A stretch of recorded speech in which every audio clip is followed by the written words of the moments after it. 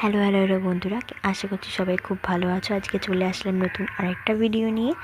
So গোয়াতে পাঞ্জিমের কয়েকটা church cover করার পর আমরা একটা কুপন কেটেছিলাম, যেটাতে আমাদের গিফট বেঁধেছিল যে এই লাক্সারিয়াস হোটেলের আমাদেরকে কিছুটা ডিসকাউন্টে থাকতে দেওয়া হবে। বাট যেহেতু আমরা দুটো দিনই কভার করে ফেলেছি এবং লাস্ট ডেটা অলরেডি আমাদের স্টেশনের সামনে একটা হোটেল বুক করা আছে, তার জন্য আমরা এখানে থাকতে পারবো না।